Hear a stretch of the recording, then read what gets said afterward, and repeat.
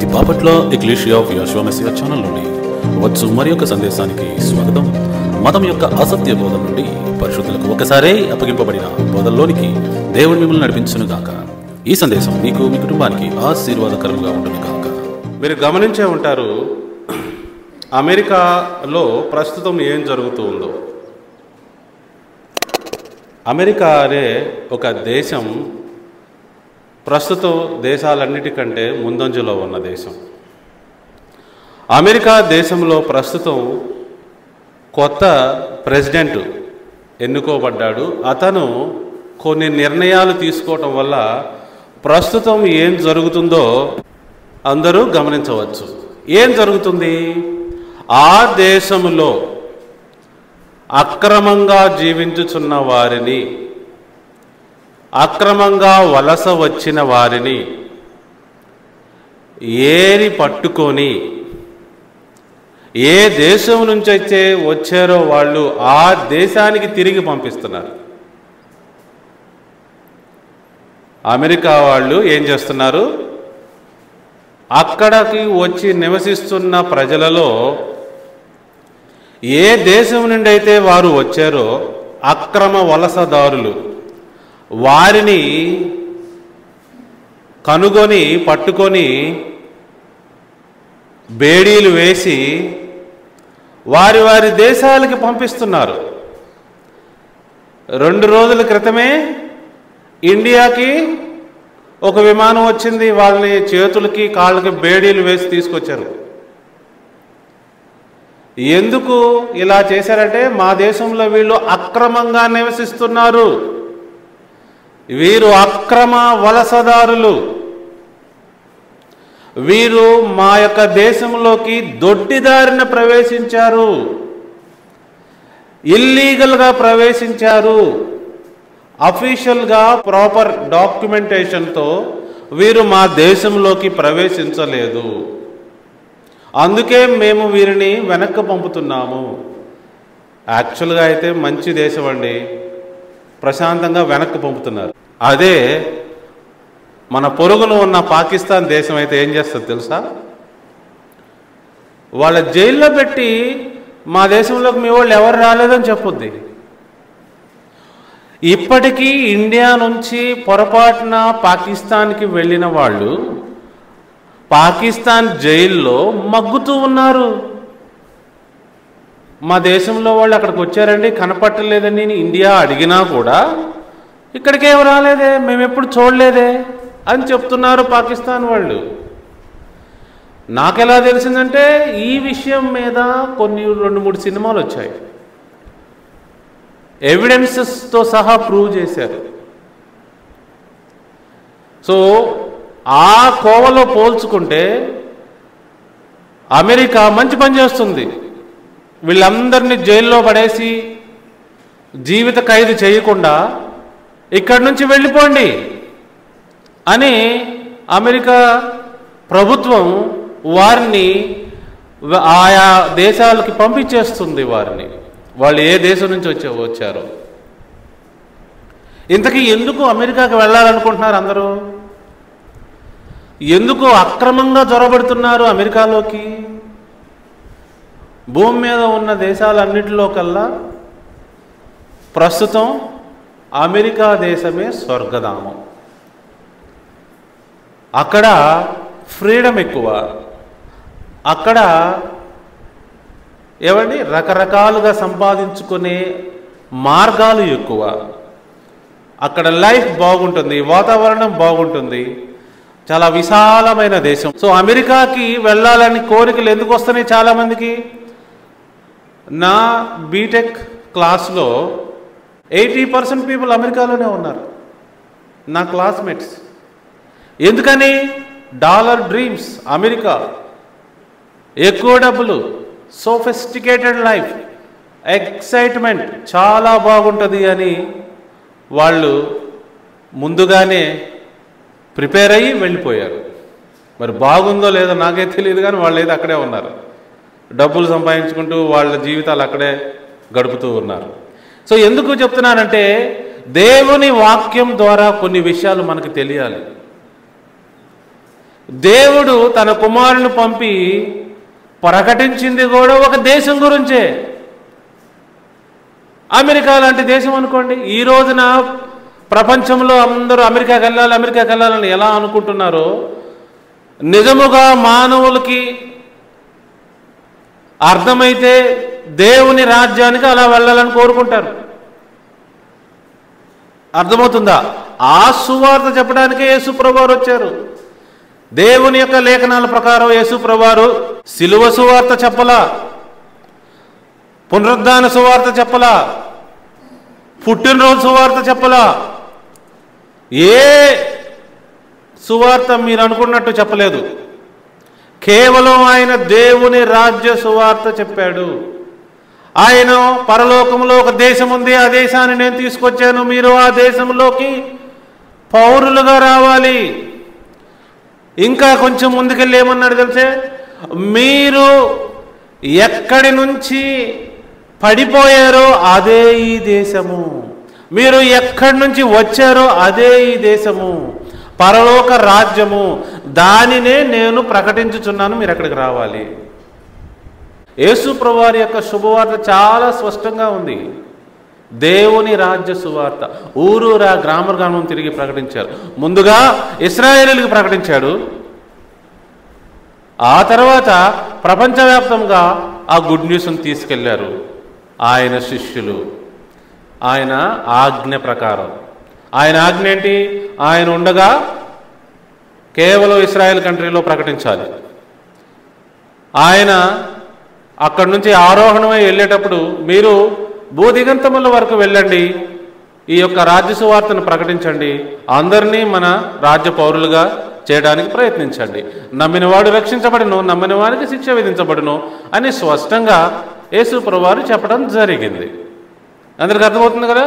So యేసు ప్రభువారు చెప్పిన శుభవార్త అందరికి అర్థం కావాలి. అయితే అపవాది ఏం చేశాడంటే,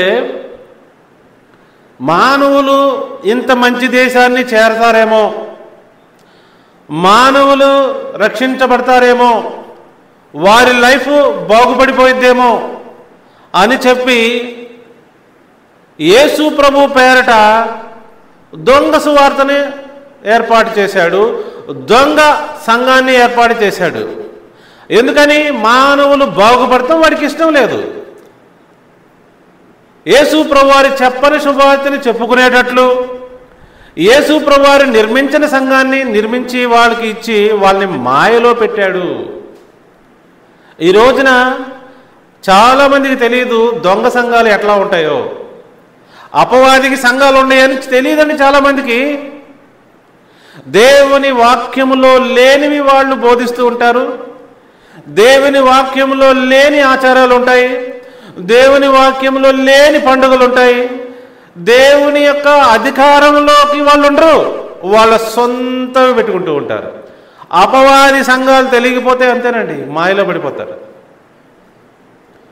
నిజమైన శుభవార్త యేసు ప్రభువారు అమెరికా లాంటి ఒక దేశాన్ని తీసుకొచ్చాడు, ఆ దేశంలోకి మీరు ప్రవేశించాలి, అది అద్భుతమైన దేశం అంటున్నాడు ఆయన. హలో, ఎంతమందికి అర్థమవుతుంది? కానీ ఆ సువార్తని, ఆ ఇన్ఫర్మేషన్ని పూర్తిగా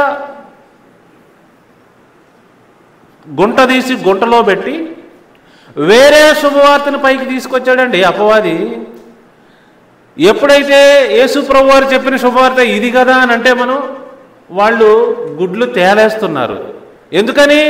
వాళ్ళు ఎప్పుడు వినలేదు కదా, దేవుని వాక్యంలో ఎప్పుడు చదవలేదు కదా. యేసు ప్రభువారు ఊరూరా గ్రామం తిరిగి చెప్పిన శుభవార్తని వీళ్ళు ఎప్పుడు విన్నప్పుడు వీళ్ళకి అర్థం కావట్లా. అక్కడ ఉన్న లైన్ చదవండి ఎవరైనా, అక్కడ పైన రాశాను నేను, పరలోక రాజ్యము సమీపించి ఉన్నది, వచ్చినదని ప్రకటించుడి. అది యేసు ప్రభువారు శిష్యులకు చెప్పింది. రెఫరెన్స్ చెప్పండి. మాథ్యూ 10:7, మత్తయి సువార్త 10:7 పరలోక రాజ్యం నేను తీసుకొచ్చానని చెప్పండి అంటున్నాడు ప్రభువారు. ఆ రాజ్యములోకి మీరు ప్రవేశించాలి. అది నీతి రాజ్యము, అద్భుతమైన రాజ్యము. ఈ రోజున మతం ఎన్ని రకాలుగా విడిపోయిందో చెప్తారు. 3 సంఘాలు, మెయిన్ 3 సంఘాలండి. ప్రపంచవ్యాప్తంగా ఇంచుమించు 5,000 డినామినేషన్స్ ఉన్నాయి. 5,000 డినామినేషన్స్ అంటే ఏంటి తెలుసా మీకు? ఇప్పుడు బాప్టిస్ట్ చర్చ్ కింద ఎన్ని వేల సంఘాలు ఉన్నాయి. ఆ బాప్టిస్ట్ని డినామినేషన్ అంటారు. తర్వాత లూథరన్ అనే ఆ ట్యాగ్ కింద ఎన్ని చర్చిలు ఉన్నాయి? అన్ని ఊర్లో ఉన్నాయిగా. సో ఆ లూథరన్ అనేదాన్ని డినామినేషన్ అంటారు. హోసన్నా మినిస్ట్రీస్ దాన్ని డినామినేషన్ అంటారు. దాని కింద ఊరూరులో ఎన్నైనా సంఘాలైనా ఉండొచ్చు. సో డినామినేషన్స్ ఇంచుమించు 5,000 ఉన్నాయి. అయితే మన ఇండియాలో చాలామందికి తెలియదు. అన్ని సంఘాలు దేవుని సంఘాలు అనుకుంటారు, అన్ని సంఘాలు ఒకే డినామినేషన్ అనుకుంటారు, అన్ని దేవుని వాక్యం ఫాలో అవుతున్నాయి అనుకుంటారు. ఈరోజు మీ అందరూ చెప్తున్నాను, ప్రపంచంలో ముఖ్యముగా ఈ సంఘాలు తయారవడానికి గల కారణం 3 మెయిన్ సంఘాలండి, లేకపోతే 3 మెయిన్ డినామినేషన్స్. ఒకటేమో రోమన్ క్యాథలిక్ సంఘం. ఏంటది? రోమన్ క్యాథలిక్ సంఘం. వీళ్ళ ద్వారా స్థాపించబడిన సంఘాలు మీరు చూసే ఉంటారు. బాలయేసు దేవాలయం అని, తర్వాత మరియమ్మ తల్లి దేవాలయం అని మీరు అక్కడక్కడ చూసే ఉంటారు. ఇవన్నీ వీళ్ళు ధూపం వేస్తారు, తర్వాత పుత్ర పవిత్ర ఆత్మనామమున ఆమేన్ ఒక రాగంలో పాడతారు. ఎప్పుడైనా వినే ఉంటారు మీరు, అర్థమవుతుందా? సో వీళ్ళు అంగీలు కడతారు. వీళ్ళ మెయిన్ చర్చ్ ఎక్కడుంది? వాటికన్ సిటీలో ఉందన్నమాట. సో వీళ్ళెవరు? రోమన్ క్యాథలిక్ చర్చ్ వాళ్ళు. ఇది మెయిన్. ఈ రోజున మతం స్థాపించిన చర్చిల గురించి చెప్తున్నాను నేను. ఇది మెయిన్ అన్నమాట. ఎవరు వీళ్ళు? Roman Catholic church. రెండోది ఎవరు? Protestant church. ప్రొటెస్టెంట్ చర్చ్ అంటే ఏంటి? రోమన్ క్యాథలిక్ల నుంచి మేము విడిపోతున్నాం. రోమన్ క్యాథలిక్లోనే వీళ్ళు కూడా ముందు ఉండేది. 3వ శతాబ్దం నుంచి 14వ శతాబ్దం వరకు వారి దగ్గరే ఉన్నారు. వీళ్ళు 1000 సంవత్సరాలు వాళ్ళ దగ్గరే ఉన్నారు.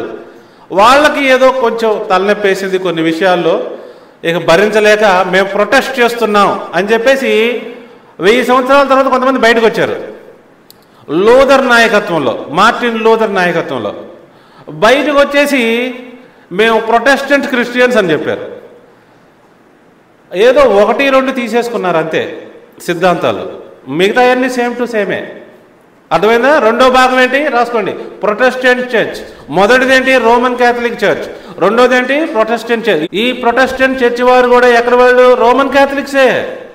కొన్ని నచ్చక బయటకు వచ్చి వేరే కుంపట పెట్టుకున్నారు. అర్థమవుతుందా? ఆ తర్వాత కొంతమంది మేము ప్రొటెస్టెంట్లో ఉండము, రోమన్ క్యాథలిక్లో ఉండము అని చెప్పి 3వ కుంపట పెట్టుకున్నారు. వాళ్ళెవరు?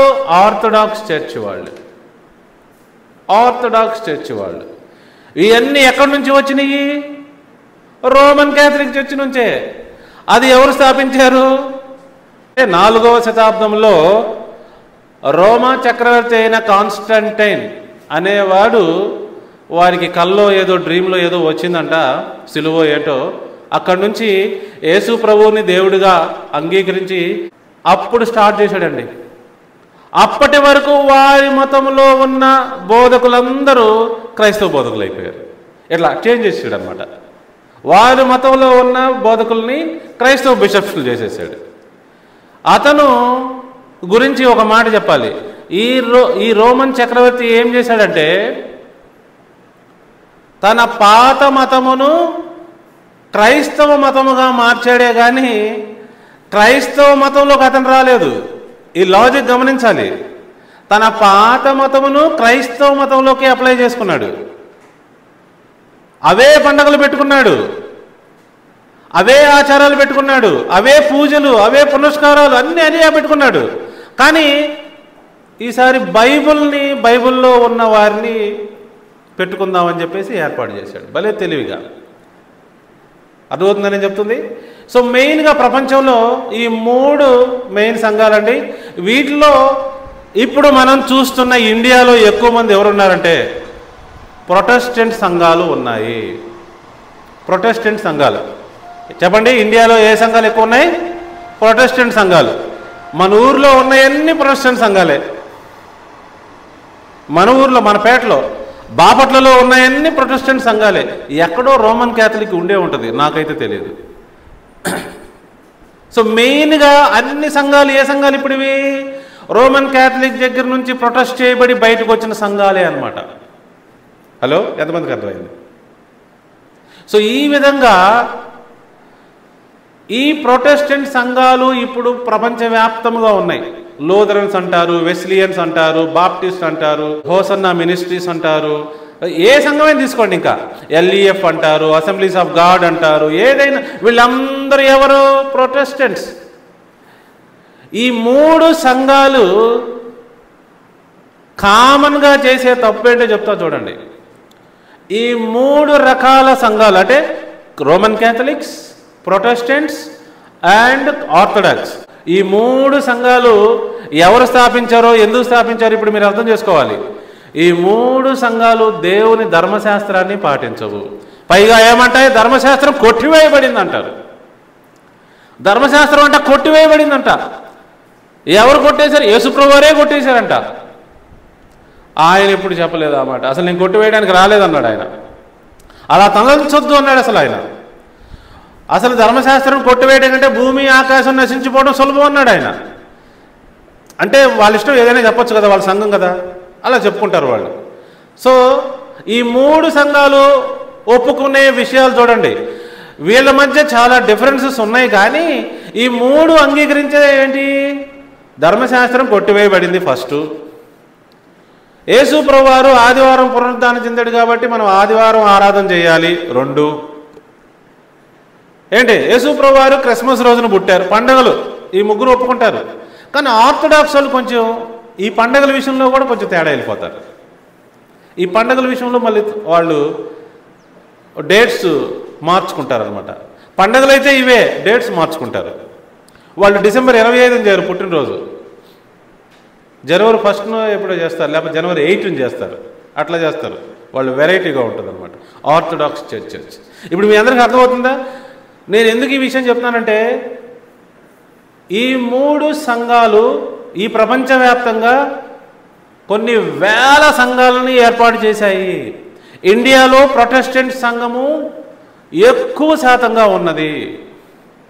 అర్థమవుతుందా? ఇవన్నీ ప్రొటెస్టెంట్ డినామినేషన్స్లే. ఇంకో పాయింట్ ఏంటి? వీళ్ళు ముగ్గురు బైబిల్ నుంచి అంగీకరించిన విషయాలు. మొదటిది ఏంటి? ధర్మశాస్త్రం. రెండోది ఆదివారం ఆరాధన అంగీకరిస్తారు, అంటే విశ్రాంతి దినాన్ని తీసేస్తారు. మూడోది పండుగలు తీసేస్తారు, బైబిల్ పండుగలు తీసేస్తారు. నాలుగోది ముఖ్యమైందండి, వీళ్ళు దేవుని రాజ్య సువార్త చెప్పరు. వీళ్ళు దేవుని రాజ్య సువార్త చెప్పరు. వీళ్ళు చెప్పే సువార్త ఏంటి? సిలువ, సిలువ, సిలువ, రక్తం, రక్తం. యేసుప్రభువు వారు ఎప్పుడు చెప్పలా, శిష్యులు కూడా ఎప్పుడు చెప్పలా, కానీ వీళ్ళు చెప్తారు. చూసారా? ఆ తర్వాత వీళ్ళు చేసే ఇంకొక పని ఏంటంటే బాప్తిసం గురించి వీళ్ళు రకరకాలుగా చేస్తూ ఉంటారు. ఒకళ్ళేమో చిలకరింపు బాప్తిసం, పిల్లలకి చిన్నప్పుడే బాప్తిసం. అర్థమవుతుందా? బుడ్డోళ్ళని ముంచుతారు. ఇంకొకళ్ళు పెళ్లి చేసుకున్నప్పుడు బాప్తిసం ఇస్తారు. పెళ్లి చేసుకోవాలంటే ఖచ్చితంగా బాప్తిసం తీసుకోవాల్సిందే. ఇది ఐదోది. సో కొంతమంది అయితే అసలు బాప్తిసమే ఇయ్యరు. తెలుసుగా మీకు ఎవరు హీరో? కొంతమంది బాప్తిసమే ఇవ్వరు. కొంతమంది ఏమో రకరకాలుగా వెరైటీకి ఇస్తారు, కొంతమంది ఏమో అసలు ఇవ్వరు. ఈ బాప్తిసం మీద వీళ్ళకి ఏకాభిప్రాయం లేదు. వీళ్ళు ముగ్గురు సిద్ధాంతపరమైన వ్యత్యాసాలు కలిగి ఉన్నారు. కానీ స్టార్ట్ అయింది ఎక్కడ? రోమన్ క్యాథలిక్ చర్చ్ దగ్గర. ఎంతమందికి అర్థమవుతుంది? ఇప్పుడు మన సంఘము ఎక్లీషియా ఏంటి? ఈ మూడు కోవకు సంబంధించింది కాదు. మనదే సంఘం మరి బైబిల్ ప్రకారం నిజమైన సంఘము, యేసుక్రీస్తు వారు స్థాపించిన సంఘము, తన శిష్యుల ద్వారా ప్రపంచవ్యాప్తంగా ప్రకటించమని చెప్పాడే యేసుప్రభువారు. ఆ ప్రకటించినవి మాత్రమే ప్రకటించే సంఘము. సో నేను ఇందా చెప్పిన ఆ 5 పాయింట్స్ ఎవరైతే చెయ్యరో వాళ్ళు వాళ్ళ సంఘ సభ్యులుగా అంగీకరించరు. వాళ్ళు ఏం చేస్తారు? ధర్మశాస్త్రం కొట్టివేయబడింది అంటారు, ఆదివారం ఆరాధన అంటారు, పండగలు వేరే పెట్టుకుంటారు, సువార్త ఏమో సిలువ సువార్త చెప్తారు, బాప్తిస్మం ఏమో రకరకాలుగా మాట్లాడతారు. ఇంకా చాలా ఉన్నాయండి భాషల గురించి, వాటి గురించి, వీటి గురించి. పెంతెకోస్తు సంఘం ఒకటి వచ్చింది, అది కూడా ప్రొటెస్టెంట్ సంఘమే, ప్రపంచవ్యాప్తంగా ప్రొటెస్టెంట్ సంఘం. సో ఇవన్నీ దేవుని వాక్యానికి వ్యతిరేకంగా ఉన్నాయని చెప్తున్నాను నేను. వీళ్ళందరి యొక్క గతి ఒకటే అవుతుంది. వీరు ఈ సువార్త పరిచర్యలో వాళ్ళు ఏదైతే చేస్తున్నారో అనుకుంటున్నారో వారు డబ్బులు సంపాదించవచ్చండి, జనాలను కూడా సంపాదించవచ్చు, డబ్బులు సంపాదించవచ్చు, జనాల్ని సంపాదించవచ్చు, పెద్దగా కనపడచ్చు. కానీ అక్రమము చేయువారులారా మీరెవరో నాకు తెలియదనే వర్డ్ మాత్రం ప్రభువారు వీళ్ళ పట్ల అంటాడు. ఎందుకని? దేవుని వాక్యములో లేనివి వాళ్ళు ప్రకటిస్తున్నారు కాబట్టి, దేవుని వాక్యములో లేనివి వాళ్ళు పాటిస్తున్నారు కాబట్టి. యేసుప్రభువారు ఏమన్నారు? నేను మీకు ఏ ఏ సంగతులైతే బోధించానో, శిష్యులకి చాలా స్పష్టంగా చెప్పాడు ప్రభువారు, నేను మీకు ఏ ఏ సంగతులైతే బోధించానో మీరు ఆ సంగతులు తీసుకెళ్ళి అందరికీ బోధించండి. యేసుప్రభువారు బోధించని సంగతులు ఎందుకు బోధిస్తున్నారు? మరి ఈ రోజున చాలామంది నాకు తెలిసిన బ్రదర్స్ ఉన్నారు, వాళ్ళు నేను మాట్లాడినప్పుడు చిక్కుకుపోతారు. ఎందుకంటే వాళ్ళు 30 సంవత్సరాలుగా 40 సంవత్సరాలుగా ఈ ప్రొటెస్టెంట్ బోధలోనే ఉన్నారనమాట. నేను ఎప్పుడైతే వీళ్ళకి సత్యాలు చూపిస్తాను వీళ్ళు నమ్ముతారు, వీళ్ళు ఓకే అంటారు, వీళ్ళ మనసుకు తెలుసు నేను చెప్పేది కరెక్ట్ అని వీళ్ళ మనసుకు తెలుసు. తెలిసినా కూడా వీళ్ళు మార్పు చెందలేని పరిస్థితుల్లోకి వెళ్ళిపోయారు ఈ బ్రదర్స్. ఎందుకు? ఇప్పుడు వీళ్ళు మేము తప్పు చేసామని ఒప్పుకుంటే 30 సంవత్సరాలుగా వీరి ద్వారా దేవునిలోకి వచ్చిన వారందరూ తప్పుడోళ్ళు అవుతారుగా. అందుకని వీళ్ళు మారరు, అందుకని వీళ్ళు కఠినముగా ఉంటారు, వీరు మొండిగా ఉంటారు. వాళ్ళకి తెలుసు వాళ్ళు తప్పు చేస్తున్నారని. విశ్రాంతి దినం అనేది, సబ్బాతు దినం అనేది 7వ రోజని వాళ్ళకి తెలుసు, కానీ 1వ రోజు చేస్తున్నారు వాళ్ళు. వాళ్ళకి తెలుసు యేసు ప్రభువారు చెప్పిన శుభవార్త ఏంటో, వాళ్ళకి తెలుసు ధర్మశాస్త్రం మనం పాటించాలని, వాళ్ళకి తెలుసు అన్నీ. కానీ సిగ్గుతో తల ఉంచుకొని అలా వెళ్ళిపోతున్నారు. అయితే వాళ్ళ గతి అందరికి పెట్టిన గతే పట్టుద్ది, కొత్తగా ఏం పట్టదు. ఓకే, అందరికి అర్థమవుతుందని చెప్పేది. సో కాబట్టి అమెరికాకి ఎలా అయితే జనాలు వెళ్ళాలనుకుంటున్నారో మంచి దేశమని, దేవుని రాజ్యము కూడా ఎవరికైతే అర్థమవుతుందో వాళ్ళు కూడా బలవంతంగా జొరబడతారు, బలవంతంగా జొరబడతారు. దేవుని వాక్యంలో రాయబడి ఉంది చూడండి, లూకా సువార్త 16వ అధ్యాయము 16వ వచనం. యోహాను కాలము వరకు ధర్మశాస్త్రమును ప్రవక్తలను ఉండిరి, అప్పటి నుండి దేవుని రాజ్య సువార్త ప్రకటింపబడుచున్నది. నెక్స్ట్ లైన్ చూడండి, ప్రతివాడు ఆ రాజ్యములో బలవంతముగా జొరబడుతున్నాడు. ప్రతివాడు ఆ రాజ్యంలో బలవంతంగా జొరబడుతున్నాడు. దీని మీనింగ్ ఏంటో చెప్తాను, జాగ్రత్తగా గమనించాలి. ఈ రోజున ఏంటి దేవుని రాజ్యంలోకి బలవంతంగా జొరబడతాం అంటే, యాక్చువల్గా ఈ భూమి మీద ఒక వ్యక్తి ఆశీర్వాదం పొందాలి అంటే అది దేవుని ద్వారా చెందాలి. డబ్బు కానీ ఆరోగ్యం కానీ ఏదైనా సరే అది దేవుడిస్తేనే రావాలండి.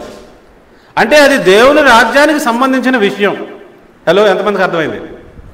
ఒక వ్యక్తి కోటీశ్వరుడు అయ్యాడన్నా, ఒక వ్యక్తి ఆరోగ్యవంతుడు అయ్యాడన్నా, ఒక కుటుంబం బాగా బాగుపడిందన్నా అది దేవుని రాజ్య కుటుంబం అయ్యే ఉండాలి. కానీ వేరే వాళ్ళు కూడా బాగుపడతాం మనం చూస్తూ ఉన్నాం. కానీ వేరే కుటుంబాలు కూడా ఆరోగ్యంగా ఉండటం, వేరే వ్యక్తులు కూడా ధనం సంపాదించటం, వేరే వ్యక్తులు కూడా ఈ లోక ప్రకారం అభివృద్ధి చెందటం మనం గమనిస్తూ ఉన్నాం. అంటే వాళ్ళు బలవంతంగా జొరబడుతున్నారు. ఇది కొంచెం క్రిటికల్ అండర్స్టాండింగ్ చేసుకోవడానికి, అర్థం చేసుకోవడానికి ప్రయత్నించండి. పెద్ద పెద్ద ధనవంతులు ఉన్నారు కదా మన ఇండియాలో, ఎవరు? టాటా, బిర్లా, అంబానీ, అదానీ, రకరకాల ఉన్నారు కదా, చాలామంది ఉన్నారు ధనవంతులు. వాళ్ళందరూ కూడా ధనం ఎందుకు సంపాదిస్తున్నారు? వాళ్ళందరూ కూడా ఎందుకు బాగుపడుతున్నారు? దేవుని లేఖనాల ప్రకారం దేవుని బిడ్డలకే ఇవ్వాలి కదా. అయితే వాళ్ళు ఎవరో, వాళ్ళు బలవంతంగా దొరబడుతున్నారు దేవుని రాజ్యంలోకి. దేవుని రాజ్య సూత్రాలు వాళ్ళు బలవంతంగా అప్లై చేస్తున్నారు. కానీ ఎంత సంపాదించినా వారు ఇల్లీగల్ ఫెలోసే. మీ అందరికి అర్థమైందా? అమెరికా దగ్గరికి వెళ్దాం. అమెరికాలో ఒకడు బోర్డర్ ద్వారా ప్రవేశించాడు అనుకోండి, డాక్యుమెంట్స్ లేకుండా, పాస్పోర్ట్ లేకుండా, వీసా లేకుండా. ఓకే, ప్రవేశించాడు, లోపల వ్యాపారం చేసుకున్నాడు, పెద్దోడైపోయాడు, ధనవంతుడైపోయాడు. ఓకే, కానీ ఆ దేశం యొక్క చట్ట ప్రకారం వాడు ఇల్లీగలే. అన్నీ ఉన్నాయి, కానీ ఆ దేశ చట్ట ప్రకారం వాడు ఇల్లీగలే. ప్రభువారు కూడా ఇదే చెప్తున్నారు. ఈ రోజున ఈ లోకములో ఎవరైతే ధనవంతులుగా, ఈ లోకములో ఆరోగ్యవంతులుగా, ఈ లోకములో గొప్పవారిగా చలామణి అవుతున్నారో వాళ్ళందరూ వాళ్ళకి తెలియకుండానే దేవుని రాజ్యములో ఇల్లీగల్గా ప్రవేశించిన వారు అవుతున్నారు. ఎంతమందికి అర్థమైంది? ఇది అర్థం కావాలి చాలామందికి. ఓకే, ఇదంతా అర్థం కావాలి మీకు. ఈ లోకంలో ధనవంతులు దేవుని రాజ్యంలో ప్రవేశించలేడని ప్రభువారు చెప్పారా లేదా? అదే దీని అర్థం. నువ్వు ఈ లోకంలో ధనవంతుడు కానీ దేవుని రాజ్యంలోకి లేవు. నువ్వు ఈ లోకంలో నువ్వు ధనవంతుడివే, కోట్లాధికారివి, కానీ దేవుని రాజ్యంలో లేవు నువ్వు. హలో, ఎంతమందికి అర్థమైంది? మీకు అర్థం కావాలంటే వాక్యంలో చూపించాలి కదా నేను. చూడండి, లూకా 16లోనే ప్రభువారు ఈ బలవంతంగా దొరబడుతున్నారన్న మాట చెప్పిన తర్వాత ఒక ఉపమానం చెప్పాడు. చూద్దాం ఎందుకు చెప్పాడు? ఈ లోకంలో ధనం సంపాదించుకొని ఆరోగ్యంగా అభివృద్ధి చెందుతూ చాలా గొప్పగా జీవిస్తున్న ప్రతి ఒక్కళ్ళు దేవుని రాజ్యంలో ఉంటున్నారు, కానీ బలవంతంగా దొరబడిన వారు నిజముగా దేవుని రాజ్య పౌరులు కారు. వాళ్ళు ఇల్లీగల్ ఫెలోస్. వారికి నిజమైన దేవుని రాజ్య పౌరసత్వం లేదు. వాళ్ళని ఎప్పుడైనా, ఇప్పుడు అమెరికా అయితే ఎలా పంపిస్తుందో ప్రభువారు వాళ్ళని పంపించి వేస్తాడు. ఆ స్టోరీ చూస్తే మీకు అర్థమైంది. 16వ అధ్యాయం చూడండి, 19వ వచనం నుంచి చూద్దాం.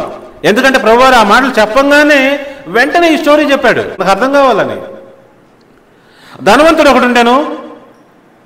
అతడు ఊదా రంగు బట్టలను, సన్నపు నార వస్త్రములను ధరించుకొని ప్రతిదినము బహుగా సుఖపడుచుండేవాడు. లాజరు అని ఒక దరిద్రుడుండెను. వాడు కురుపులతో నిండిన వాడే ధనవంతుని ఇంట వాకిట పడి ఉండి అతని బల్ల మీద నుండి పడు రొట్టె ముక్కలతో ఆకలి తీర్చుకున్న గోరెను. అంతేగాక కుక్కలు వచ్చి వాని కురుపులు నాకెను. ఆ దరిద్రుడు చనిపోయి దేవదూతల చేత అబ్రహాము రొమ్మున ఆనుకొనుటకు కొనపోబడెను. ధనవంతుడు కూడా చనిపోయి పాతిపెట్టబడెను. అప్పుడు అతడు పాతాళంలో బాధపడుతూ కన్నులెత్తి దూరం నుండి అబ్రహామును, అతని రొమ్ముని ఆనుకొని ఉన్న లాజరును చూసి, చూడండి, ఈ లోకంలో ఇతను ధనవంతుడు, కానీ ఇల్లీగల్ ధనవంతుడు.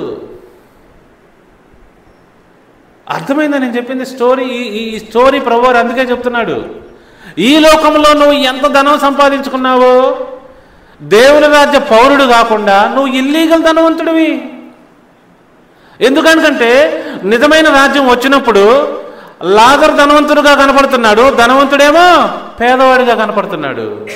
ప్రియా దేవుని బిడ్డలారా, అందుకే మీరు ఈ లోకంలో ఎంతైనా సంపాదించుకోండి, పేరు ప్రతిష్టలు సంపాదించుకోండి, గొప్పవాళ్ళు అవ్వండి, అబ్బా సూపర్గా బిల్డింగ్లు కట్టుకోండి, కార్లు సంపాదించండి. ఏమండి, ఈ లోకంలో మీరు ఎంత ధనం కావాలంటే అంత సంపాదించుకోండి, కానీ అందరూ ఇల్లీగలే. అందరికీ ప్రభువారు ఏం చెప్తున్నారు తెలుసా? మీరు ఇల్లీగల్గా నా రాజ్యంలో సంపాదించుకుంటున్నారు, నేను మొత్తం లాక్కుంటా, నువ్వు లీగల్గా సంపాదించుకోవాలి. ఈ లాజరు ఉన్నాడే, ఇతను లీగల్ ఫెలో. ఒరిజినల్ రాజ్యం వచ్చినప్పుడు అతనికి అన్నీ దక్కినవే. ఎంతమందికి అర్థమైంది ఈ విషయం? ఎవరు పడితే వాళ్ళు దేవుని రాజ్యంలో ప్రవేశించలేరండి. అది కూడా ఉందండి. ఎందుకు ఇల్లీగల్గా అమెరికాకి వెళ్తున్నారు చెప్పండి? మీరు అందరికీ తెలిసే ఉంటుంది కదా. ఎన్ని లక్షల మంది 7.6 lakh మందిని వెనక్కి పంపించబోతున్నారంట ఇండియా వాళ్ళని. అంతమంది ఉన్నారంట ఇల్లీగల్గా అక్కడ. చైనా వాళ్ళు ఉన్నారంట ఎన్నో లక్షల మంది, బ్రెజిల్ నుంచి ఉన్నారంట, మెక్సికో నుంచి ఉన్నారంట. ఎందుకు వీళ్ళు అమెరికాకి వెళ్ళాలనుకున్నారు చెప్పండి? ఎందుకు వెళ్ళాలనుకున్నారు? సరే వెళ్ళాలనుకున్నారు, ఓకే, అది కాదు నా ప్రశ్న. ఎందుకు వీళ్ళు దొడ్డిదారిని వెళ్తున్నారు అది చెప్పండి. చెప్పండి అందరూ, ఎందుకు వీరు దొడ్డిదారిని వెళ్ళారు? మామూలు దారిని వెళ్ళొచ్చుగా. హలో, ఎందుకు రానిరు? వీరి దగ్గర అర్హత లేదు. వీరు ఆ దేశానికి పౌరులయ్యే లేకపోతే ఆ దేశంలో ప్రవేశించగలిగేంత అర్హత లేదు వీళ్ళకి. అందుకే వీళ్ళు దొడ్డిదారులు వెతుక్కుంటున్నారు. ఈ రోజున దేవుని రాజ్యంలో కూడా ప్రవేశించడం అంత ఈజీ కాదు. అందుకే దొడ్డిదారిన ధనవంతులు అవుతున్నారు, అన్యాయం చేసి అక్రమం చేసి డబ్బులు సంపాదించుకుంటున్నారు. ఒక్కొక్క గవర్నమెంట్ అధికారిని వాళ్ళ ఇంటిని సోదా చేస్తే ఎన్ని కోట్లు బయటపడతాయి, ఎన్నెన్ని కోట్లు బయటపడ్డాయో అన్నీ చూసాం. కొంతమంది స్మాల్ ఫిష్, కొంతమంది తిమింగలాలు అన్నీ బయటపడ్డాయి. అర్థమవుతుందా? ఎందుకని? వీళ్ళు అక్రమ సంపాదన, వీళ్ళు అక్రమంగా దోచుకుంటారు, అక్రమంగా తింటా ఉంటారు. అర్థమవుతుందని చెప్తుంది. ఎవరైతే అక్రమ సంపాదన చేస్తున్నారో వాళ్ళు ఇల్లీగల్గా చొరబడుతున్నారు దేవుని రాజ్యంలోకి. అది నేను చెప్పదలిసింది, రాసుకోండి. ఈ రోజున ప్రపంచంలో ఎవరైతే ఇల్లీగల్గా సంపాదిస్తున్నారో వారందరూ బలవంతంగా దేవుని రాజ్యంలోకి చొరబడుతున్నారు. ఇది స్టేట్మెంట్. ఎవరైతే ఈ లోకంలో ఈ భూమి మీద అక్రమంగా సంపాదిస్తున్నారో, అక్రమ సంపాదన తింటున్నారో వారందరూ పరలోక రాజ్యంలోకి ఇల్లీగల్గా జొరబడుతున్నారు, అక్రమంగా జొరబడుతున్నారు. వీరందరికీ ఆ స్టోరీలో యేసుప్రభువు వారు చెప్పారే, ధనవంతుడికి ఏమైందో చూడండి. ఏమంటున్నాడు ధనవంతుడు అక్కడ యాతన పడుతున్నాడండి. 24వ వచనం, తండ్రివైన అబ్రహామా, నా యందు కనికరం పడి తన వేలి కొనను నీళ్ళల్లో ముంచి నా నాలుకను చల్లార్చుటకు లాజరును పంపుము, నేను ఈ అగ్ని జ్వాలల్లో యాతన పడుతున్నానని కేకలు వేసి చెప్పాను. చూసారా? సో అక్రమంగా గొప్పవాళ్ళు అవటం, అక్రమంగా సంపాదించటం ఎందుకో తెలుసా? వీళ్ళకి సక్రమంగా జీవించే అర్హత లేదు. వీరికి సక్రమంగా జీవించే అర్హత లేదు కాబట్టి వీళ్ళు అక్రమంగా సంపాదిస్తూ ఉన్నారు. వీళ్ళు సక్రమంగా అమెరికాకి వెళ్ళే అవకాశం లేదు. వీళ్ళు చదువు రాదు, ఇంగ్లీష్ రాదు, స్కిల్స్ లేవు, ఏమీ లేవు. వాళ్ళు ఉన్న దేశంలోనే వాళ్ళకి టాలెంట్ లేదు. వీళ్ళు వెళ్ళి ఆ దేశంలో సంపాదించుకుంటారంట. చూసారా ఏం జరుగుతుందో? సో వీళ్ళు దొడ్డిదారిని అమెరికాకి ఎందుకు వెళ్ళారు? Because they don't have qualification లేదు, ప్రాపర్ డాక్యుమెంటేషన్ లేదు, ప్రాపర్ ఎలిజిబిలిటీ లేదు.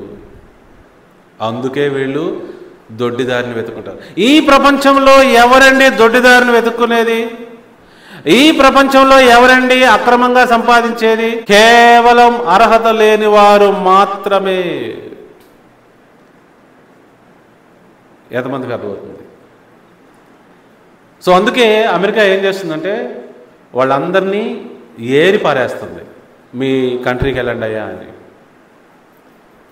ఆయా కంట్రీల నుంచి వచ్చిన వారు ఆ దేశానికి ఏం చెప్పు రాలేదులేండి, అది వేరే విషయం. ఇప్పుడు ఇండియాకి పరువు పోతుంది. ఎందుకని? ఈ దేశం నుంచి వెళ్ళారు కాబట్టి వాళ్ళు ఆ దేశానికి. అర్థమవుతుందా? సో కాబట్టి అందరూ గమనించుకోవాలి, అందరూ అర్థం చేసుకోవాలి.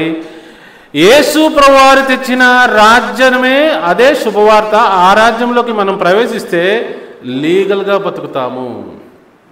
అపవాది ఏం చేశాడు? మాయ చేసి 3 సంఘాలను చేశాడు. ఒకటేమో రోమన్ క్యాథలిక్ సంఘము, రెండోదేమో ప్రొటెస్టెంట్ సంఘాలు, మూడోదేమో ఆర్థడాక్స్ సంఘాలు. వీళ్ళు బైబిల్ని ఫాలో అవ్వరు, కానీ బైబిల్నే పట్టుకుంటారు. వీళ్ళు బైబిల్ ఫాలో అవ్వరు, కానీ బైబిల్ని పెట్టుకుంటారు. ఈ 16వ అధ్యాయంలో 16వ వచనం కంటే ముందు వచనంలో వాళ్ళ గురించి చెప్పబడ్డాను చూడండి. లూకా 16:15 ఆయన అంటున్నాడు, మీరు మనుష్యుల ఎదుట నీతిమంతులని అనిపించుకొనువారు గాని దేవుడు మీ హృదయములను ఎరుగును. అంతే, వీళ్ళకి అర్హత లేదు. వీళ్ళు మనుషుల ఎదుట నీతిమంతులుగా అనిపించుకోవడానికి ట్రై చేస్తూ ఉంటారు. వీరికి అర్హత లేదు కాబట్టి వీళ్ళు మాయ చేస్తూ ఉంటారు. వీరు దేవుని రాజ్యానికి అర్హత లేదు వీళ్ళకి, వీళ్ళు అనీతిమంతులు. అందుకే వీళ్ళు దొడ్డిదారిని ప్రవేశిస్తారు. దేవుని రాజ్య సువార్త వీళ్ళకి అర్థం కాల. అందుకే అందరూ అపవాది ఏర్పాటు చేసిన మతంలోకి వెళ్ళిపోయారు. అపవాది ఏర్పాటు చేసిన మతంలో ఏముంటుంది? మనశ్శాంతి ఉండదు, మనస్సాక్షి అంతకంటే ఉండదు. ఎంతమందికి అర్థమవుతుంది? కొన్ని వచనాలు నేను చూపిస్తాను. ఎవరు పడితే వాళ్ళు దేవుని రాజ్యానికి మరి ప్రవేశించలేరండి. దేవుని రాజ్యంలో ప్రవేశించాలంటే మరి చాలా అర్హతలు ఉన్నాయి. ఒక్కొక్కటి చూద్దాం. ఎవరు పడితే వాళ్ళకి దేవుని రాజ్యంలోకి అర్హతలు. ఎలా అయితే అమెరికా ఎవరిని పెడితే వాళ్ళని అంగీకరించదో లోపలికి, అమెరికా లోపలికి అంగీకరించాలంటే H1B వీసా తీసుకొని రావాలా. ఏంటి ఇంగ్లీష్ ఎంట్రన్స్ నువ్వు పాస్ అయి ఉండాలా. వాళ్ళు ఉంటుంది GRE TOEFL అని ఉంటుంది, అది పాస్ అయి ఉండాలా. లేకపోతే వాళ్ళు ఏదో ఉంటాయి SAT CAT అని ఏదో ఉంటాయి, అవి మరి పాస్ అయి ఉండాలా. ఎవరిని పెడితే వాళ్ళ లోపలికి రానియదు. నువ్వు డిగ్రీ పాస్ అయి ఉండాలా, మంచి మార్కులతో పాస్ అయి ఉండాలా. ఓకే, ఇవన్నీ ఉండాలి. లేకపోతే ఎవరిని పెడితే వాళ్ళని లోపలికి రానిది కదా. అందుకని అందరూ ఎట్లా వెళ్తారు? రాంగ్ వేలో వెళ్తారు. రాంగ్ వేలో వెళ్ళటం అంటే ఇల్లీగల్ వే, అక్రమం వే. అలానే ఇప్పుడు తెచ్చిన ప్రభువారు దేవుని రాజ్యంలోకి, ఈ భూమి మీద ఉన్న ఈ దేవుని రాజ్యంలో ఉన్నవారు మాత్రమే ఆశీర్వదించబడతారు. మిగతా వాళ్ళు కూడా ఆశీర్వదించబడుతున్నట్టు కనబడుతున్నారు. వాళ్ళు కూడా ధనాభివృద్ధి చేసుకున్నట్టు కనబడుతున్నారు. వారు కూడా ప్రజల్లో గొప్పవాళ్ళుగా కనబడుతున్నారు. ఉట్టిదే వాళ్ళందరూ కాదు. ఎందుకని? ఈ ధనవంతుడు లాజరు స్టోరీలో లాగా వాళ్ళ భవితవ్యం యేసు ప్రభువారు వచ్చినప్పుడు తేలిపోతుంది. అందరూ నాతో పాటు ఈ రోజున భూమి మీద ఉన్న గొప్పవారు, ధనవంతులు, మేధావులు అందరూ యేసు ప్రభువారు వచ్చినప్పుడు వారి నిజమైన స్వరూపము బయటపడుతుంది. అంతే. అందుకే ధనవంతుడు లాజరు స్టోరీ చెప్పాడు ఆయన. లాజరు చూడటానికి ఎలా ఉన్నాడు, ధనవంతుడు చూడండి ఎలా ఉన్నాడు చూడటానికి. కానీ ఒరిజినల్ దేవుని రాజ్యం వచ్చేసరికి పరిస్థితులు తారుమారైపోయినాయి. అందుకే అలా ఎందుకు చాలామంది తయారవుతున్నారో నేను చెప్పాలి. ఎందుకు ఈ ప్రపంచంలో అందరూ ఇల్లీగల్ వేలో ధనవంతులు అవుతున్నారు, బలవంతంగా దేవుని రాజ్యంలో జొరబడుతున్నారు? ఎందుకంటే వాళ్ళకి అర్హత లేదు కాబట్టి. ఆ అర్హత లేదో గమనిద్దాం. జాగ్రత్త గమనించండి. మత్తయి సువార్త 5వ అధ్యాయం 20వ వచనం. ఒక్కొక్క వచనాన్ని గబగబ నేను చదువుతాను, మీరు గమనించుకుంటా ఉండండి. ఎవరు పెడితే వాళ్ళు దేవుని రాజ్యంలోకి రాలేరండి. ఏ సంఘం పడితే ఆ సంఘం దేవుని సంఘం కాదండి. ప్లీజ్. 5వ అధ్యాయము 20వ వచనం. శాస్త్రుల నీతి కంటే పరిసయ్యుల నీతి కంటే మీ నీతి అధికము కాని ఎడల మీరు పరలోక రాజ్యంలో ప్రవేశింపరని మీతో చెప్పుచున్నాను. ఆ రోజుల్లో పరిసయ్యులు ఎవరండి? ఈ రోజుల్లో మంచి పండిట్స్, ఈ రోజుల్లో ఉన్న పండిట్స్ అన్నమాట. గొప్పవాళ్ళు, బోధకులు, వక్తలు, ఏమండి గ్రేట్గా ఉన్నవాళ్ళు అనమాట. పాస్టర్లు కూడా వస్తారు, ఈ లోక పాస్టర్లు. ఏంటి? మీ నీతి ఈ లోక బోధకుల కంటే ఎక్కువ అవ్వాలి. మీ నీతి తెచ్చిపెట్టుకునే ఎట్లా చెప్తా చూడండి, జాగ్రత్త గమనించండి. మీరు ధనవంతులు అవ్వండి, నిజంగా ధనవంతులు అవ్వడానికి ప్రయత్నించండి. కానీ ధనవంతుల్లాగా కనబడటానికి మాత్రం ప్రయత్నించబాకండి. అది ఈ లోక స్టాండర్డ్. మీరు మేధావులు అవ్వండి, బాగా చదువుకోండి, నిజంగా మేధావులు అవ్వండి, ఆ మోకే విచ్చేది. కానీ మేధావుల్లాగా కనబడటానికి ప్రయత్నించకండి. అది రాంగ్, అది ఇల్లీగల్. ఒరిజినల్గా ఉండండి. నెక్స్ట్ వచనం చూద్దాం. 7వ అధ్యాయం 21వ వచనం. అదే మత్తయి 7:21. ప్రభువా ప్రభువా అని నన్ను పిలుచు ప్రతివాడు పరలోక రాజ్యంలో ప్రవేశింపడు గాని పరలోకమందున్న నా తండ్రి చిత్త ప్రకారం చేయవాడే ప్రవేశించును. ఇదో క్వాలిఫికేషన్. ఇందాక క్వాలిఫికేషన్ చూసాం, ఇప్పుడు ఇదో క్వాలిఫికేషన్. ప్రభువా ప్రభువా అనేవాడు కాదు. లేచిన దగ్గర నుంచి ప్రతి సంఘం ఏమంటారు తెలుసా? ప్రొటెస్టెంట్ సంఘాలు ప్రభువా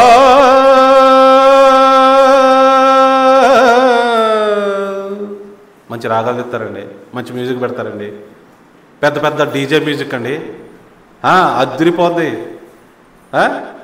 ప్రభువా ప్రభువా ప్రభువా ప్రభువా అనేవాళ్ళు కాదు దేవుని రాజ్యం ప్రవేశించేది. తండ్రి చిత్తం చేయాలా, లీగల్గా ఉండాలా. అందుకే వాళ్ళు చిత్తం చేయలేరు కాబట్టి ఇల్లీగల్గా చొరబడతారు. క్వాలిఫికేషన్ లేదుగా, అందుకే ఇల్లీగల్గా చొరబడతారు. తండ్రి చిత్తం చేయడం అంత ఈజీ అనుకుంటున్నారా? దేవుని యొక్క ధర్మశాస్త్రాన్ని నెరవేర్చాలి. అబద్ధాలు ఆడటం మానేయాలి. కుదిరే పనినా? నెక్స్ట్ వచనం. మనం క్వాలిఫికేషన్స్ చూస్తున్నాం దేవుని రాజ్యంలోకి ప్రవేశించాలి అంటే. మత్తయి సువార్త 18:3. చాలా మంచి వచనం అండి. మీరు మార్పు నొంది బిడ్డల వంటి వారైతేనే గాని పరలోక రాజ్యంలో ప్రవేశింపరని మీతో నిశ్చయముగా చెప్పుచున్నాను. వావ్! మీరు మార్పు నొంది ఎలా అవ్వాలంట? పెద్దవాళ్ళు మేధావులు అవ్వాలి కాదు, చిన్న బిడ్డల వంటి మనస్తత్వం లాగా మీరు అవ్వాలి. మీరు గొప్పవాళ్ళు, అహంకారులు, పెద్ద పెద్ద రౌడీలు, లేకపోతే అదేంటి పవర్ గల్లా వాళ్ళు అవ్వాలంటే ప్రభువారు నా రాజ్యానికి రావాలంటే మీరు మార్పు నొంది మనసు మార్చుకొని చిన్న బిడ్డల వంటి మనస్తత్వము, ప్యూర్ మనస్తత్వము, హోలీ ప్యూర్ స్వచ్ఛమైన మనస్సు గలవారు అవ్వాలి. చిన్న బిడ్డలకు ఉండేది అదేనండి. వాళ్ళు ప్యూర్, వాళ్ళు శుద్ధ హృదయం కలిగి ఉంటారు చిన్న బిడ్డలు. మీరు మార్పు నొంది చిన్న బిడ్డల వంటి మనస్తత్వం, అట్లాంటి స్వచ్ఛమైన మనస్తత్వం మీకుంటే మీ పరలోక రాజ్యానికి ప్రవేశిస్తారు. మీకు అది లేదు కాబట్టి మీరు ఇల్లీగల్గా ప్రవేశించాలి. ఎంతమందికి అర్థమవుతుంది? 19వ అధ్యాయం 23వ వచనం. యేసు తన శిష్యులను చూచి ఏమంటున్నాడు చూడండి. ధనవంతుడు పరలోక రాజ్యంలో ప్రవేశించుట దుర్లభమని మీతో నిశ్చయముగా చెప్పుచున్నాను. 24వ వచనం. ఇదిగాక ధనవంతుడు పరలోక రాజ్యంలో ప్రవేశించుట కంటే సూది బెజ్జములో ఒంటె దూరుట సులభమని మీతో చెప్పుచున్నాను నేను. ఎప్పుడైనా ఆలోచించారా ఇది? సూది బెద్దం అంటే అది పోలిగ్గా చెప్పారు, అయినా సూది బెద్దం లాంటిది అది కూడా. సూది బెద్దంలో ఒంటె దూరుద్దా అండి? అసలు ఇంపాసిబుల్ కదా. ఇంపాసిబుల్ అనే విషయాన్ని ఆ పోలికతో చెప్పాడు ప్రభువారు. సో కాబట్టి ఒకడు దేవుని రాజ్యంలోకి ప్రవేశించాలంటే వాడు ధనవంతుడు ఈ లోక రాజ్య ప్రకారం కాకూడదు. ఎందుకంటే ఈ లోక రాజ్య ప్రకారం ఎవడైనా ధనవంతుడు అయ్యాడు అంటే వాడు ఇల్లీగల్గా సంపాదించినట్లే, బలవంతంగా పరలోక రాజ్యంలో ప్రవేశించినట్లే. ఎంతమందికి అర్థమవుతుంది నేను చెప్పే విషయాలు? Very important. This is subject అండి. ఈ ప్రపంచంలో ఉన్న ఈ 3 సంఘాలు, మెయిన్ సంఘాలు, ఆ సంఘాల నుంచి వచ్చిన 5000 డినామినేషన్స్ ఏవైతే ఉన్నాయో వాళ్ళందరూ కూడా ఇల్లీగల్గానే జీవిస్తూ ఉన్నారు. I declare the statement. ప్రభువారు వచ్చినప్పుడు వాళ్ళ ఫేట్ వాళ్ళకు కనపడుద్ది. నెక్స్ట్ వచనం చూద్దాం. మార్కు 10:14. యేసు అది చూచి కోపపడి, చిన్న బిడ్డలను నా యొద్దకు రానియుడి, వారిని ఆటంకపరచవద్దు, దేవుని రాజ్యం ఇలాంటి వారిదే. చిన్న బిడ్డ వలె దేవుని రాజ్యం అంగీకరింపని వాడు అందులో ఎంత మాత్రం ప్రవేశింపలేడని మీతో నిశ్చయముగా చెప్పుచున్నాను నేను. ఈ రకంగా దేవుని రాజ్యం గురించి ప్రభువారు ఎన్ని మాటలు చెప్తే వీళ్ళ సువార్తలో దేవుని రాజ్యం ఎందుకు లేదో ఆలోచించండి. ఎందుకు సిలువ వచ్చిందో ఆలోచించండి. అపవాది వీళ్ళని ఎంత దారుణంగా అడ్డగోలుగా మోసం చేసిందో ఆలోచించండి. చిన్న బిడ్డల వలె దేవుని రాజ్యాన్ని అంగీకరించాలి అంటే ఏంటి? With purity, with clarity, with holiness, with righteousness. You have to accept the kingdom of God. Got the point? Next vachanam. 23వ వచనం అదే అధ్యాయం. అప్పుడు యేసు చుట్టూ చూచి, ఆస్తి గలవారు దేవుని రాజ్యంలో ప్రవేశించుట ఎంతో దుర్లభమని తన శిష్యులతో చెప్పెను. అందుకేనండి యేసుప్రభువు వారు వెళ్ళేటప్పుడు శిష్యులను పిలిచి, పేతురు ఈ 10 కోట్లు తీసుకో, పేతురు ఈ 10 ఎకరాలు తీసుకో, ఈ 100 ఎకరాలు తీసుకో, ఈ రాజ్యం తీసుకో అని ఇవ్వలా. అసలైన ధనం సంపాదించుకోవాలి కానీ ఈ లోక ధనం అవసరం లేదని చెప్పాడు ప్రభువారు. సో ఆస్తి గల్లవాళ్ళు ఈ లోకానుసారంగా ఆస్తివంతులు కాబట్టి వాళ్ళు దేవుని రాజ్యంలో ప్రవేశింపలేరు. లూకాసు వార్త 13వ అధ్యాయము 24వ వచనం. ఒకడు ఇలా అడుగుతున్నాడు ప్రభువుని, ప్రభువా రక్షణ పొందువారు కొద్దిమందేనా? ప్రభువా రక్షణ పొందేది కొద్దిమందేనా అని అడుగుతున్నాడు. అప్పుడు ప్రభువారి సమాధానం ఏంటి అని ఆయనను అడుగుగా, ఆయన వారిని చూచి, ఇరుకు ద్వారమున ప్రవేశింప పోరాడుడి, అనేకులు ప్రవేశింపచూతురు గాని వారి వలన కాదని మీతో చెప్పుచున్నాను. హలో, ఎంతమందికి అర్థమైంది? దీన్ని ఎక్స్ప్లెయిన్ చేయాలి. ఇరుకు ద్వారమున ప్రవేశించడం అంటే ఏమిటి? అందరూ ఎవరు పడితే వాళ్ళు దేవుని రాజ్యంలోకి రాలేరు. ఇప్పుడు అమెరికాకి ఇన్ని లక్షల మంది అడ్డదారిలో బోర్డర్ దాటి ఎందుకు వెళ్ళారు? వారు సరైన మార్గంలో వెళ్ళటానికి అర్హత లేదు కాబట్టి. వారికి చదువు లేదు, వారికి టాలెంట్ లేదు, వారికి స్కిల్స్ లేవు, వారు వెళ్ళటానికి ఏమీ లేవు కాబట్టి, అర్హత లేదు కాబట్టి వాళ్ళు వెళ్ళలేకపోయారు. అలానే ఇక్కడ ప్రభువారు ఏమంటున్నాడంటే, ఆ ఇరుకు ద్వారమున ప్రవేశించడం అంటే you have to get the qualification. నువ్వు ఎలిజిబిలిటీ తెచ్చుకోవాలి. కష్టపడి అర్హత తెచ్చుకోవడానికి సాధ్యం నీకు కుదరదు, కానీ దొడ్డిదారిని వెళ్ళటానికి మాత్రం నువ్వు ఆశపడతావు అంటున్నాడు ప్రభువారు. సో కాబట్టి ఎవరైతే పరిశుద్ధులు నీతిమంతులు అవటానికి ఆశపడతారో, ఆ లైన్ మేము చదువుతున్నాం చూడండి. నీతి కొరకు ఆకలి దప్పులు గలవారు ఎవరైతే ఉన్నారో వారే దేవుని రాజ్యంలోకి ప్రవేశిస్తారు. మిగతా వాళ్ళందరూ ప్రవేశించలేరు అని మనం చేస్తున్నాను. నీతి కోసం ఆకలి దప్పిక వేయాలి, అప్పుడే వాళ్ళు దేవుని రాజ్యంలోకి ప్రవేశం. మిగతా వాళ్ళందరికీ డోర్ క్లోజ్ చేయబడుతుంది. అర్థం చేసుకోండి. లూకా 18:24. యేసు అతనిని చూచి, ఆస్తి గలవారు దేవుని రాజ్యంలో ప్రవేశించుట ఎంతో దుర్లభము. ధనవంతుడు దేవుని రాజ్యంలో ప్రవేశించుట కంటే సూది పద్యంలో ఒంటి దొరుకుత సులభం అని చెప్పాను. చూడండి, అసలు ఏమన్నా అర్థమవుతుందా? యేసు ప్రభువారు ఈ మాట చెప్పినప్పుడు చాలామందికి అర్థం కాలేదు, ఇప్పుడు కూడా అర్థం కావట్లా. ఏదో విధంగా అన్యాయం చేసో అక్రమం చేసో మనం ధనవంతులు అవుదాం, మనం బాగుపడదాం అని ఆలోచించేవాళ్లే కానీ మరి న్యాయంగా ధర్మంగా వెళ్దామని ఆలోచించే వాళ్ళు ఎవరైనా ఉన్నారా? ఒక ధనవంతుడు దేవుని రాజ్యానికి రాలేడండి. ఆ ధనవంతుడు ఈ లోకానుసారమైన ధనవంతుడు. అక్రమం చేసి అక్కడ కొన్ని తప్పుడు పనులు చేసి ఇక్కడ కొన్ని తప్పుడు పనులు చేసి సంపాదించే ధనవంతుడు వీడు. ఈ ఆఫీసులోకి వెళ్తాడా? ఆఫీసులో చేసే అన్ని లుచ్చా పనులే, అన్ని లంచగొండి పనులే, అక్రమంగా డబ్బులు వెనకేసుకుంటారు వీళ్ళు. మరి వీళ్ళు దేవుని రాజ్యంలోకి ఎలా ప్రవేశిస్తారు? అయితే అపవాది ఏర్పాటు చేసిన సంఘంలోకి అయితే వీళ్ళు వెళ్ళగలరు. నిజమైన దేవుని సంఘంలోకి వీళ్ళకి ఎంట్రీ లేదు. అర్థమవుతుందా నేను చెప్తుంది మీ అందరికీ? నిజముగా లీగల్గా ఉన్న వ్యక్తులు మాత్రమే ఇన్, మిగతా వాళ్ళందరూ అవుట్ అని ప్రభువారు చెప్తున్నారు. పెద్ద పెద్ద ధనవంతులకే ఎంట్రీ లేదంటున్నాడు ప్రభువారు. అందుకు అతను ఏం చూడండి, అప్పుడు ఏమైందంటే చాలామంది అడిగారు. 26వ వచనం, ఇది వినివారు అలాగైతే ఎవరు రక్షణ పొందుడని అడుగుగా ఆయన ఎలా అంటున్నాడు, మనుషులకు అసాధ్యమైనవి దేవునికి సాధ్యములని చెప్పాను. అలా అయితే ఎవరు వస్తారు ప్రభు దేవుని రాజ్యానికి అంటున్నారు కొంతమంది. ఇది మానవులకి మాత్రం అసాధ్యం, దేవుని బిడ్డలకి సాధ్యమే. ఎంతమందికి అర్థమవుతుంది? యోహాను సువార్త 3వ అధ్యాయము 3వ వచనం అందరూ గమనించాలి.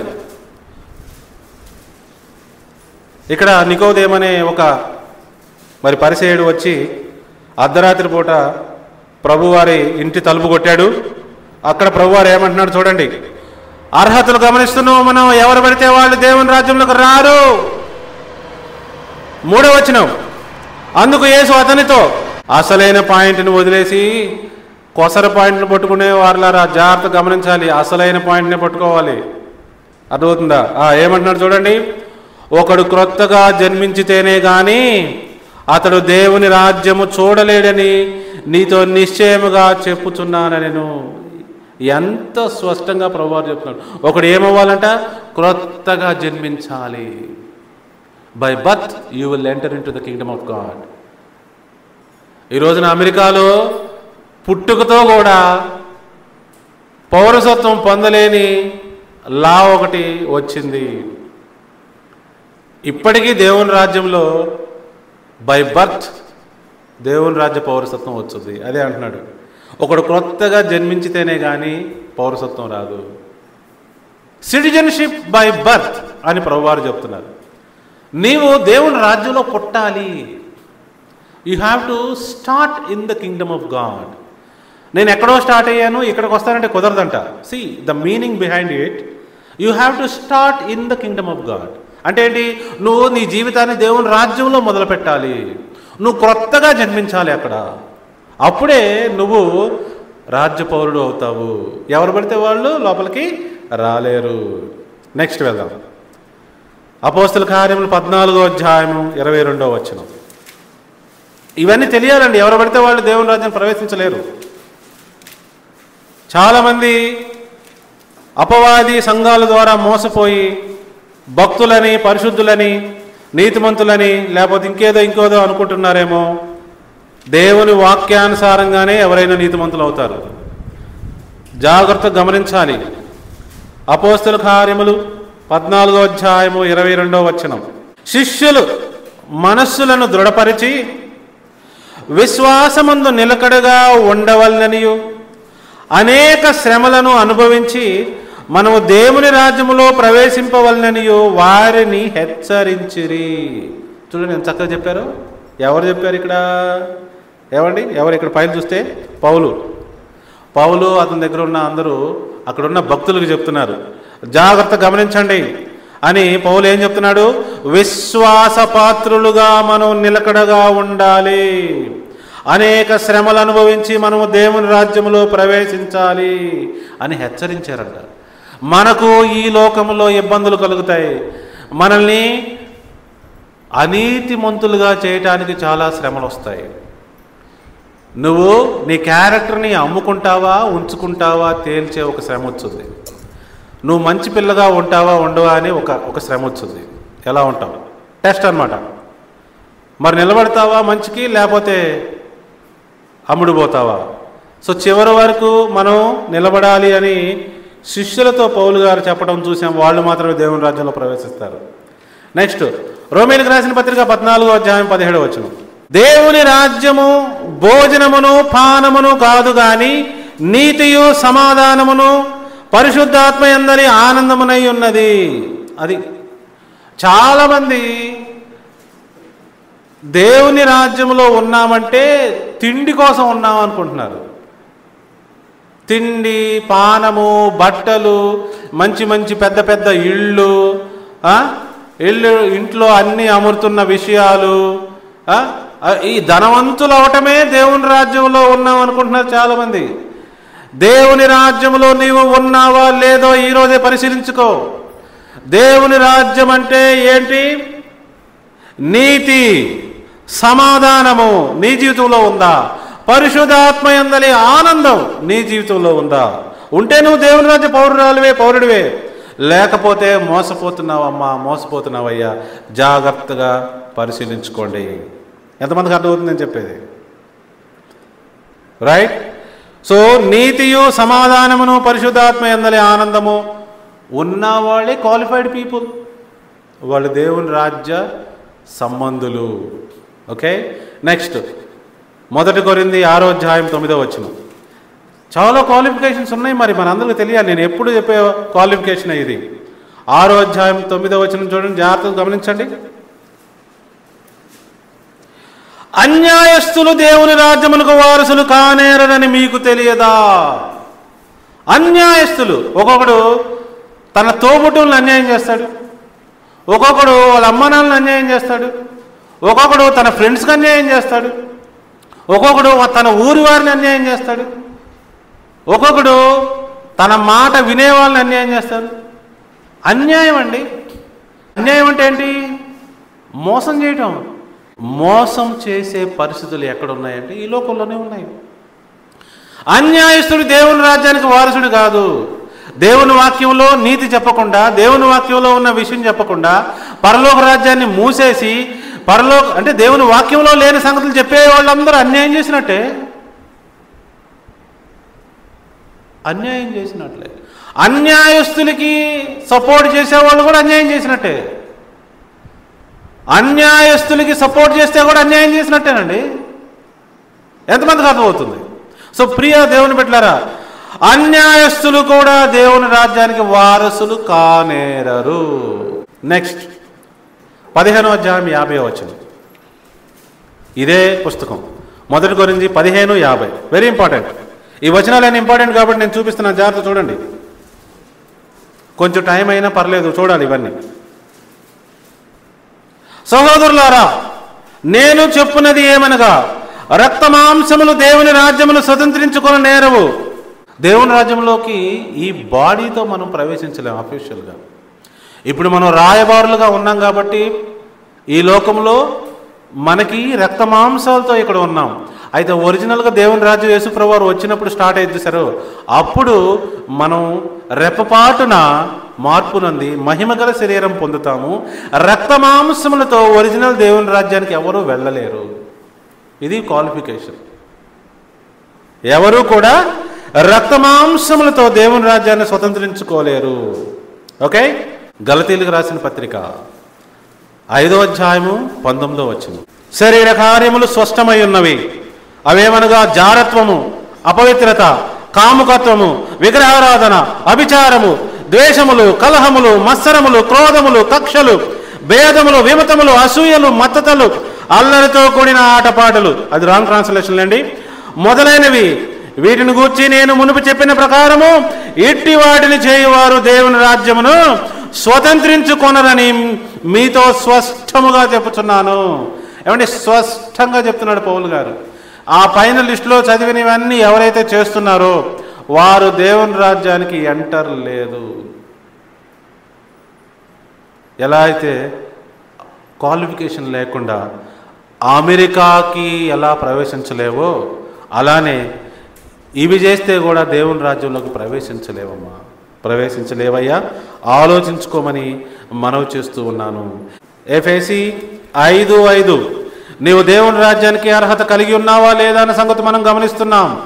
వ్యభిచారి అయినను, అపవిత్రుడైనను, విగ్రహారాధికుడైన, లోబి అయినను క్రీస్తు యొక్కయు దేవుని యొక్కయు రాజ్యమునకు హక్కుదారుడు కాడన సంగతి మీకు నిశ్చయముగా తెలియను.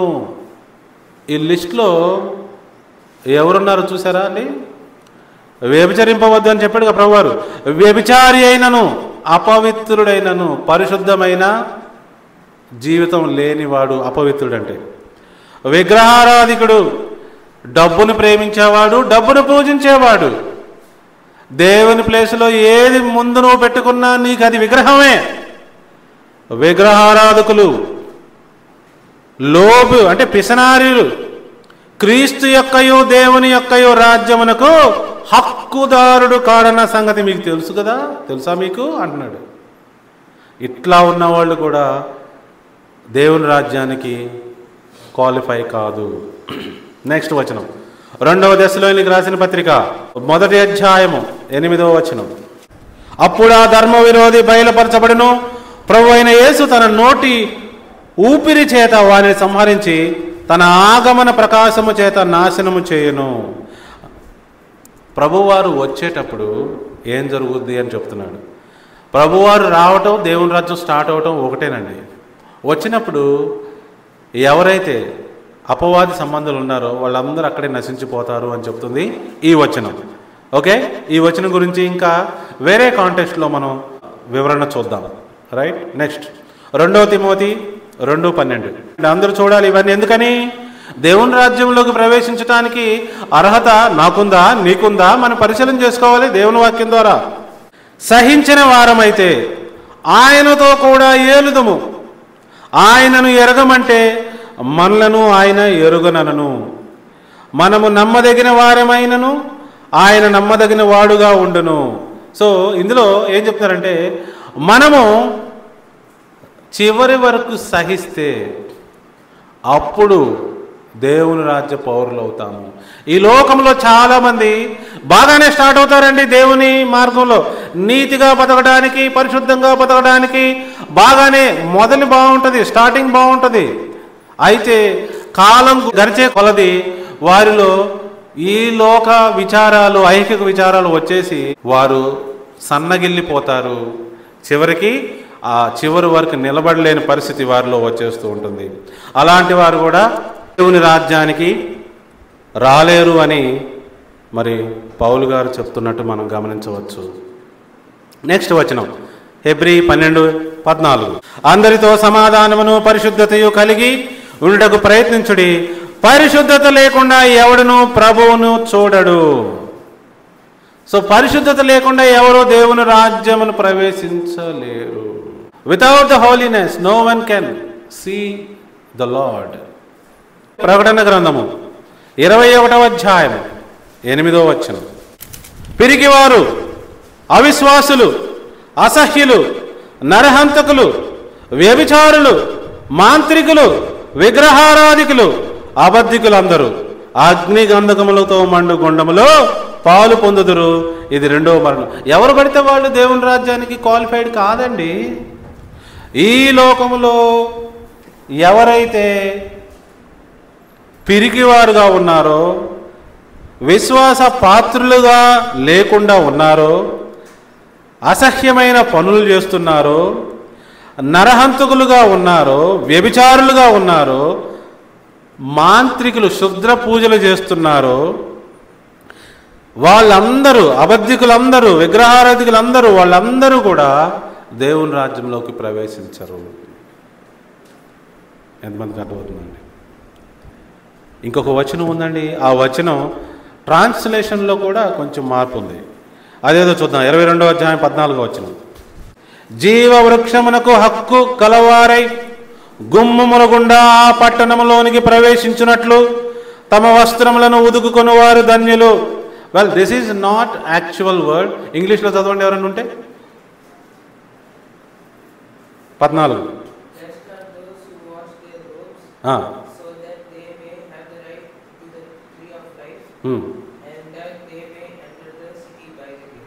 అది యాస్ట్రీస్కి ట్రాన్స్లేషన్ ఉంది.